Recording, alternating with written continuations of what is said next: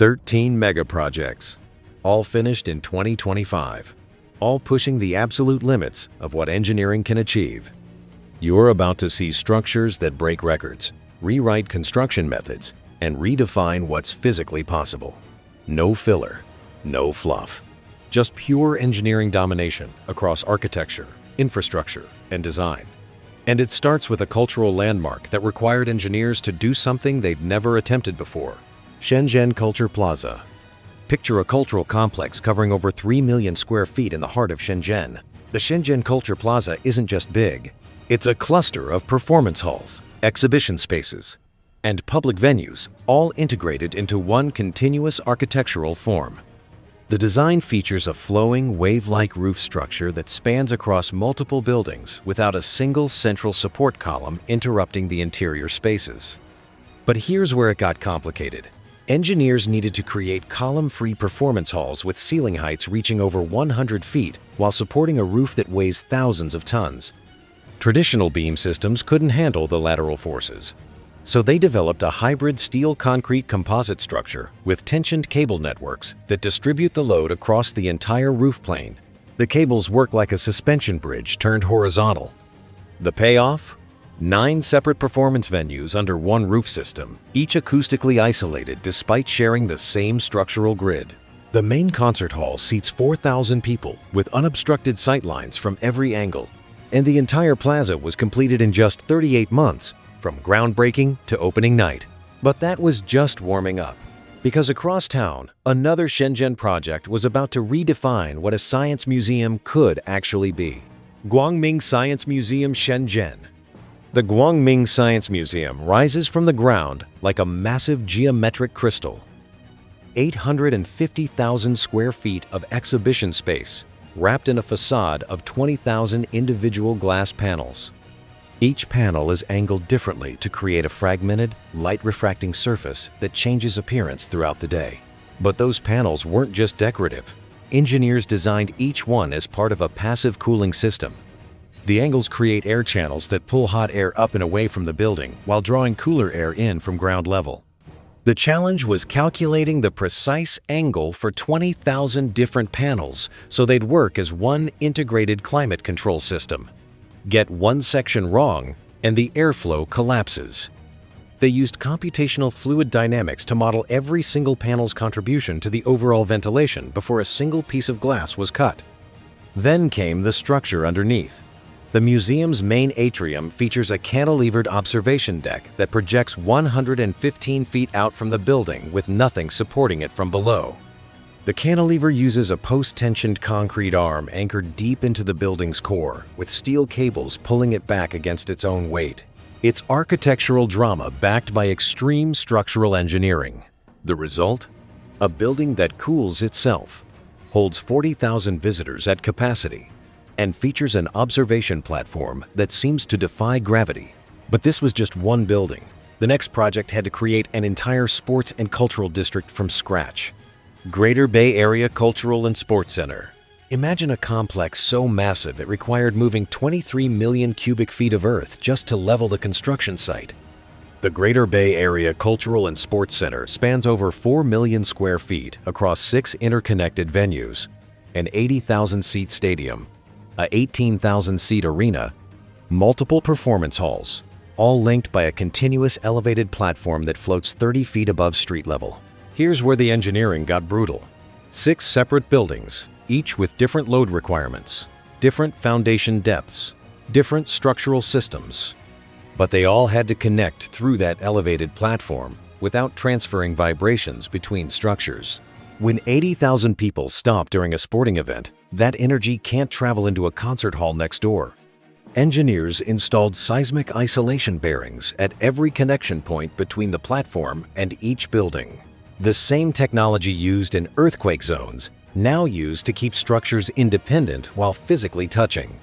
Then there's the stadium itself. The roof is a cable net structure spanning 760 feet with a retractable center section.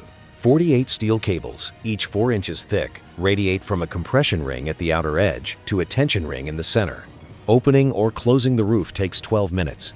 The cables have to maintain perfect tension ratios during movement, or the entire geometry destabilizes. The final build?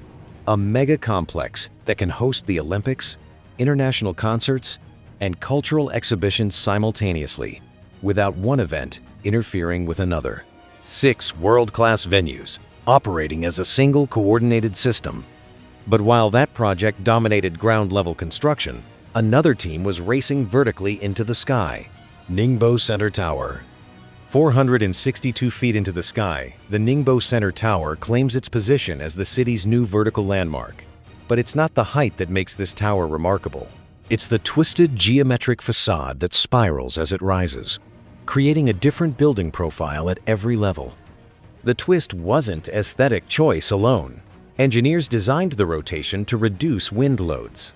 As wind hits the building, the changing angles deflect force instead of absorbing it straight on. But twisting a skyscraper creates a nightmare for the structural core. Every floor plate rotates 1.2 degrees from the floor below it. That means the steel columns can't run straight up. They had to curve and reconnect at offset points, while still carrying the entire building's weight. The solution? A diagrid exoskeleton. Instead of internal columns, the building's exterior is its structure. Diagonal steel members crisscross the facade, each one precisely angled to meet the twisted geometry while transferring loads down to the foundation. Over 8,000 individual steel connections, every single one calculated to handle a different force vector. One miscalculation, and the twist becomes a structural weak point. Then came the glass. 18,000 facade panels, and because of the twist, no two are exactly the same size or shape. Each panel was custom fabricated with laser-cut precision to fit its specific location. The installation required positioning accuracy within a quarter-inch across a building that's twisting as it rises. The tower stands complete with 68 floors of office space, residential units, and observation decks. A twisted structure that's stronger because of its geometry, not despite it. But strength takes a different meaning when you're building the largest railway station ever constructed in a mountain city. Chongqing East Railway Station. Chongqing East Railway Station sits on terrain that drops 320 feet from one end of the site to the other. Building a conventional station was impossible. So engineers created a vertical transportation hub stacked across 11 different levels carved into the mountainside. The scale is staggering. The station covers over 13 million square feet, making it the largest railway station in Asia by total floor area. With capacity to handle 90 million passengers per year, it also claims the record for highest annual passenger capacity of any single railway station in the world. But here's the engineering challenge that nearly broke the project. The station had to integrate high-speed rail, metro lines, buses, and pedestrian access while accounting for a landscape that's essentially a cliff. Trains arrive at different elevations. Some platforms sit 200 feet below street level. Others are at grade. And they all needed to connect without forcing passengers to climb mountains between transfers. The solution was a reinforced concrete megastructure with platforms cantilevered directly out from the mountain. The main station hall is a column-free space spanning 650 feet, held up by massive transfer trusses embedded into the bedrock. These trusses are steel beams 33 feet deep, acting like horizontal bridges that carry the entire station's weight and transfer it into solid rock. The excavation alone required removing 4.8 million cubic yards of mountainside while keeping the remaining rock face stable. Then came the roof, a swooping canopy that covers the entire station using a cable-stayed system suspended from 4 main masts. Each mast is 390 feet tall with dozens of cables radiating outward to support the roof membrane. The cables constantly adjust tension based on wind load and weight distribution. It's bridge engineering turned into a building. The final station handles 280 trains per day across 32 platforms positioned at 7 different elevations. It holds the world record for most platform levels in a single railway station. A transportation hub that treats a mountain like it's flat ground. But mountains were also the problem for a sports facility that needed to create championship venues on impossible terrain. Quzhou Sports Campus.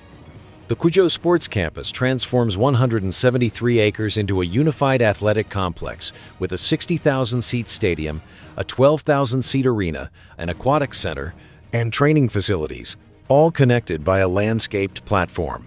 But unlike typical sports complexes where buildings sit independently, every structure here shares one continuous architectural language, a flowing pedal-like roof system that extends across all venues. The design challenge was extreme.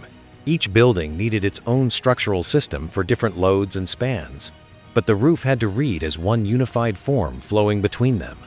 Engineers created a diagrid shell structure where triangulated steel members form the roof's curved geometry. The curves aren't decorative, they're structural.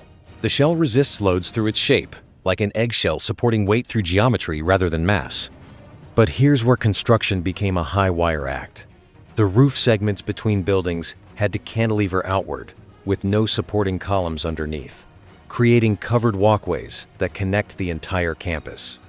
Some cantilevers extend 130 feet. To make that work, engineers used post-tensioned steel ribs that arc from the main structure and curve back down, locked in tension so they can't collapse. Each rib is pre-stressed, with cables pulling inward at over 2 million pounds of force. Release that tension, and the whole cantilever fails. Then there's the stadium itself.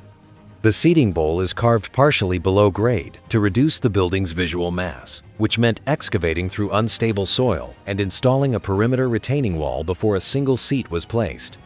The playing field sits 26 feet below street level, surrounded by concrete walls that hold back groundwater pressure while supporting 60,000 seats above. The campus opened with every venue operational, every roof segment perfectly aligned, and walkways that let you move between venues without ever stepping outside. But if that roof system seemed complex, it was nothing compared to what engineers were attempting with an opera house that demanded acoustic perfection: Shanghai Grand Opera House. The Shanghai Grand Opera House is a 2,000-seat performance hall where a whisper on stage reaches the back row with perfect clarity, achieving that required construction precision measured in fractions of an inch. The exterior wraps in 12,000 custom aluminum panels flowing like fabric, but the real engineering sits inside. The main auditorium floats on spring-loaded isolators, completely separated from the outer shell. It's a room within a room, isolated from subway vibrations 200 feet below and street noise above. Here's where acoustics became mathematical warfare. Every wall curve, every ceiling angle affects sound reflection. Engineers modeled over 400 ceiling configurations to hit a reverberation time of 1.8 seconds. The walls are triple-layer assemblies, 14 inches thick. Inner acoustic plaster, air gap, outer mass-loaded vinyl and concrete. Surface irregularities larger than 1/8 inch disrupt sound patterns, so workers laser scanned every wall after each pour.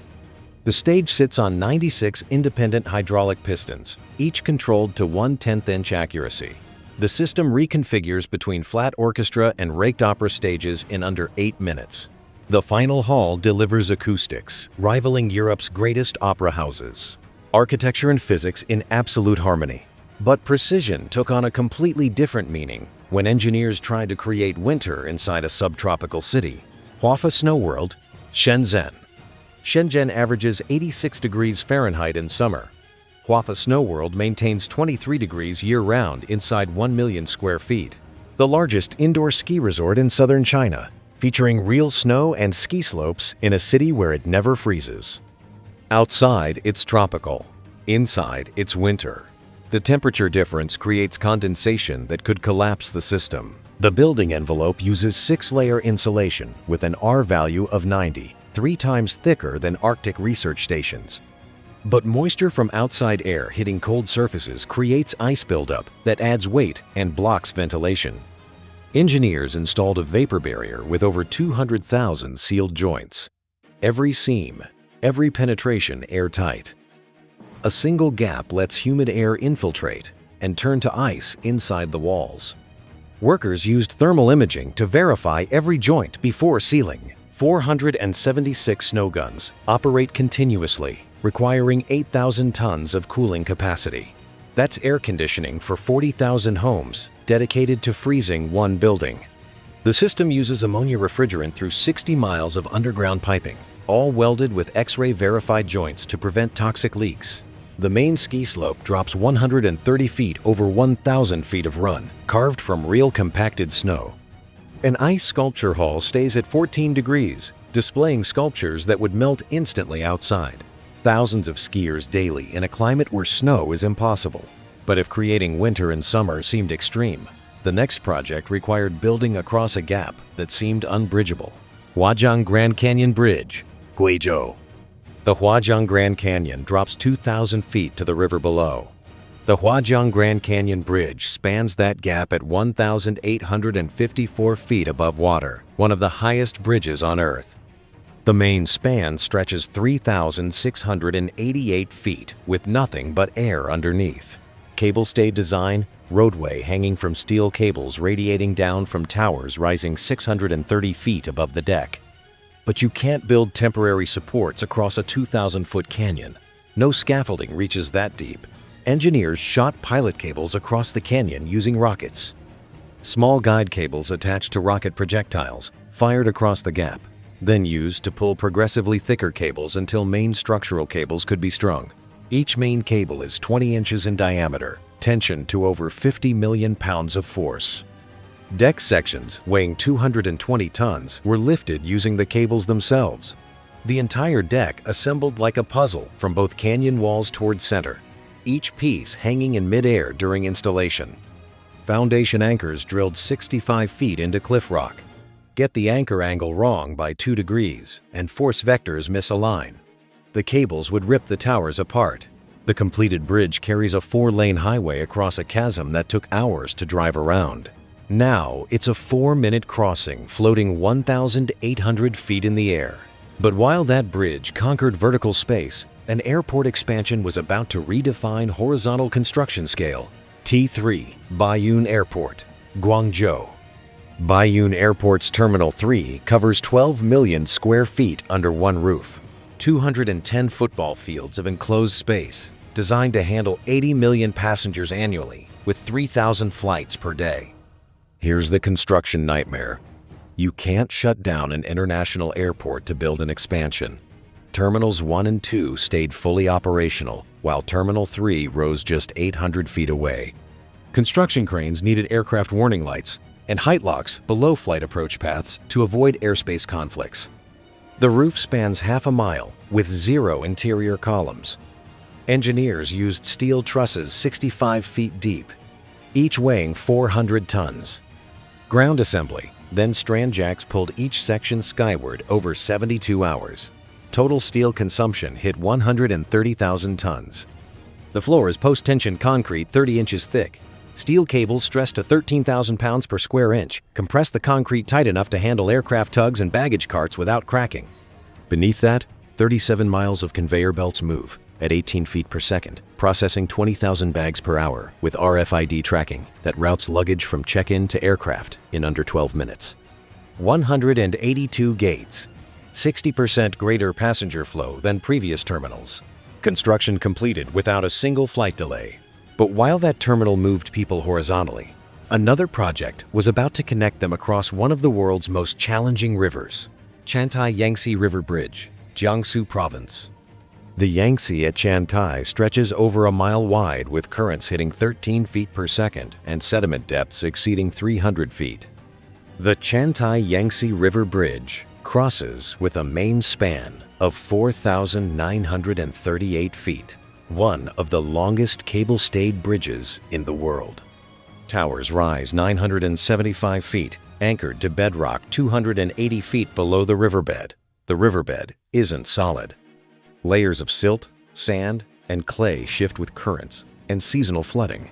Foundation caissons had to sink through unstable material, while river flow pushed them off position.